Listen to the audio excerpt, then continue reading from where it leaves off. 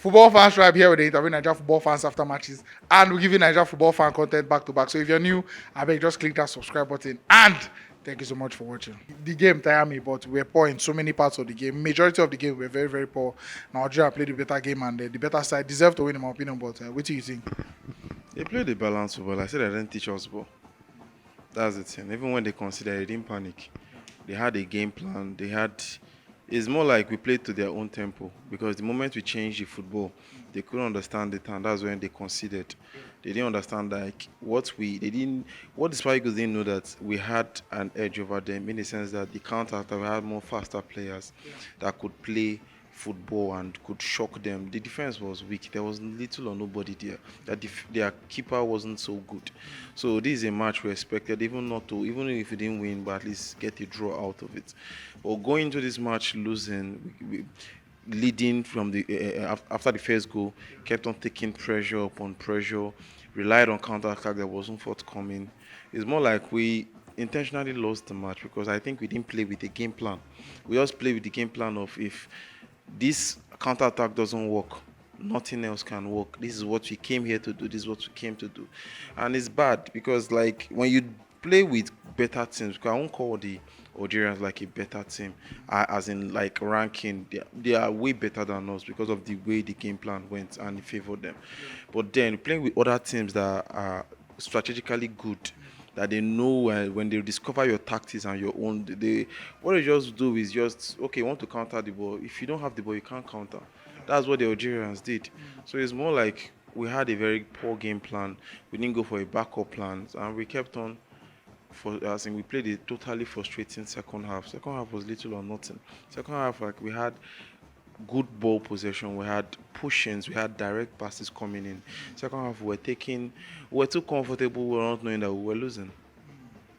So that was like another attribute, like it was a bad one. So I just feel maybe the coach is still focused on trying that particular formation. But as a coach, I have a backup plan, at least switch. If it's not working, in getting a substitute player that passes information to other players, switch your formation. We could see Guardiola do it and other coaches do it.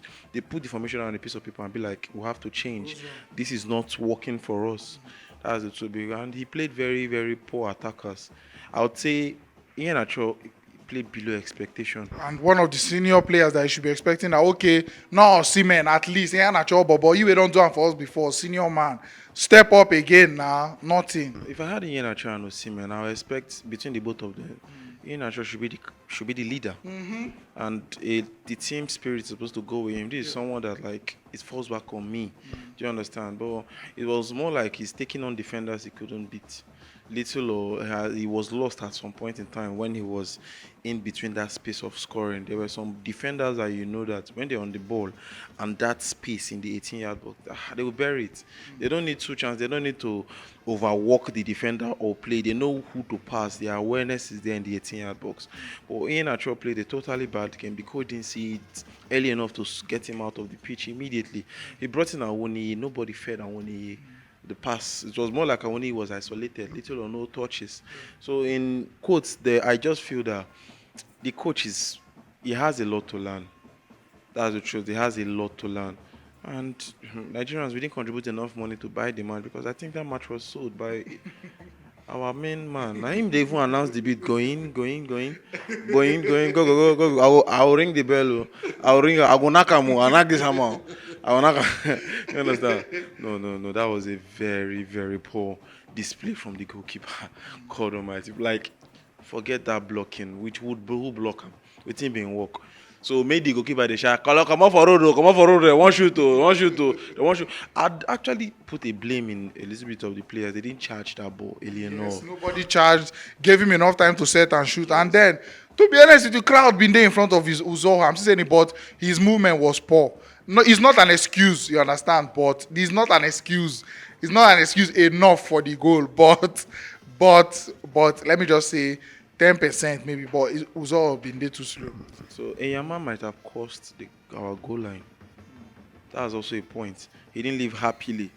So he don't go swear. Enyama don't lake us. Or all our goalkeepers. He don't go swear.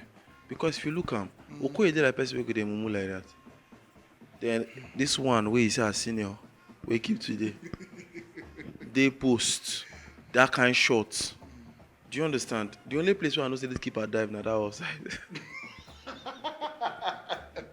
When I say one dive, that one be saying one dive for the country. I mean, we just both of us will die at this finish line. No. Like, I also see our attackers. I told you second half, I would have preferred as a coach now. Most of the balls that we saw that went through the attackers in the second half, in the first half, was from a long way back. Why don't you move what do you call it, Wobi, a little bit? I'm not saying you should move in out of that 4, but let him play a little bit of holding higher. Do you understand?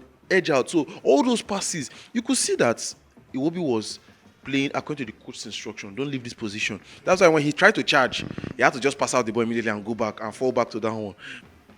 Only one guy in the midfield, which was Nwobi. How was Nwobi doing it? Do we say there was nobody in that midfield? It's more like we were playing from defense to attack. They will just play defense and allow Nwobi to have a cut through. They don't do that like that. If he doesn't learn, it's now from clap did the enter dance. If you don't get it right when you are clapping, you can't dance. That's just what it is. If he's not able to learn to go back to the dressing room, get a good goalkeeper, get a focused goalkeeper, you have the domestic leagues that you can pick up goalkeepers, make someone's name recognized. So these international boys will understand that there's competition around to give them pressure. But yet you don't want to do them. You have the attackers. You have many places to bring up. You have the scouting network.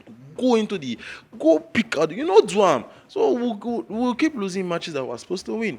Little or nothing would have taken a draw.